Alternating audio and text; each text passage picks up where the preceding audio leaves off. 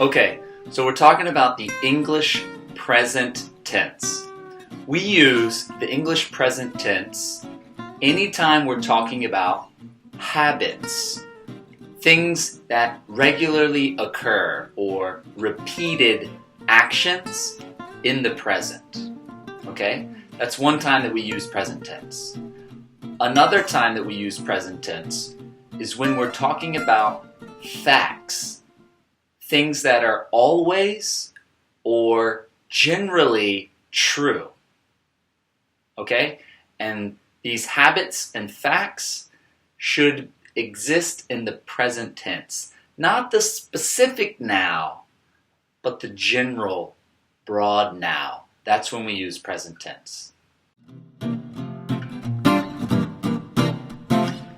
Okay, so how do you conjugate or change a verb in English to the present tense? It's generally pretty simple. For I, you, we, and they, you just use the base verb. So for example, the verb to eat. I eat, you eat, we eat, they eat. Same. Okay? Or the verb to go. I go, you go, we go, they go, same. And the verb to play. I play, you play, we play, they play. Same, using the present tense. You don't have to change anything. It's the same as the base verb. Now, the tricky part is when you're talking about he, she, and it. Third person. Okay, he, she, or it. We usually simply add an S or an ES to the end of the base verb. For example, the verb to eat. Present tense, he eats, she eats, it eats. It, my dog, it eats dog food. Or, for example, the verb to go. He goes. She goes. It goes. We add ES to the end of the verb to go to make the simple present tense third person. And another example, the verb to play. Third person, he plays, she plays, it plays. All right, now there are a few tricky parts for the present tense, so let me make them simple and easy for you. The first tricky part is conjugating verbs that end in a consonant plus a Y. We need to change the Y to I and then add ES. Sound tricky? Don't worry, it's not too difficult. Let me give you a few examples. For example, the verb cry, C-R-Y. R is a consonant and the verb ends in Y. So we change the Y to I and then we add ES.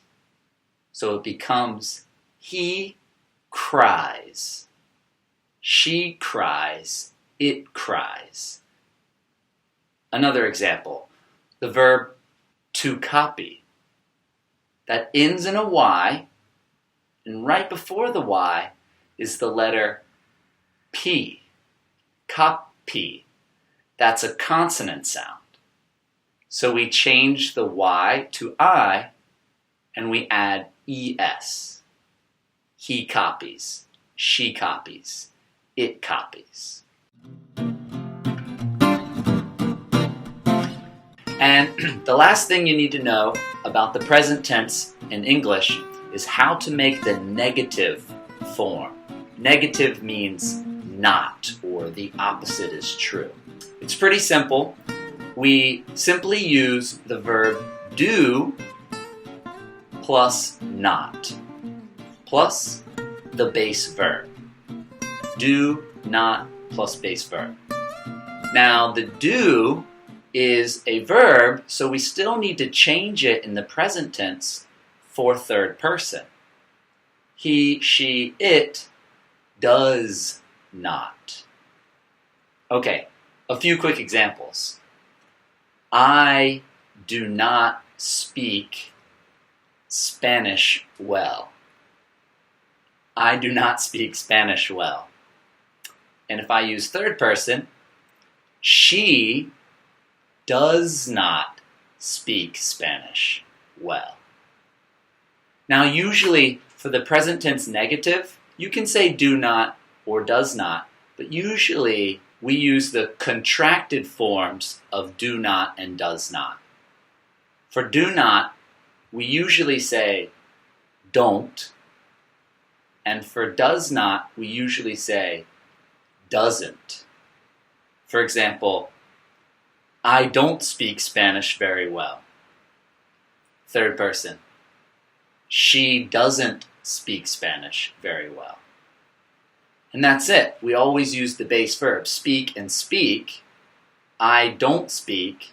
She doesn't speak. Speak is the same. We're changing the do to does for third person.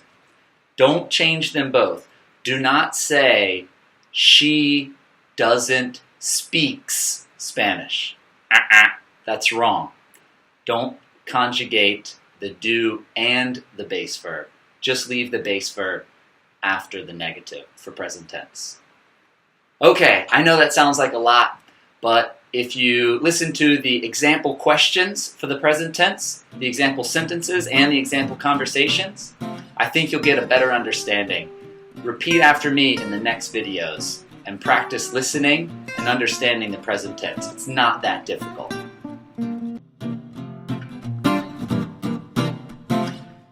Same.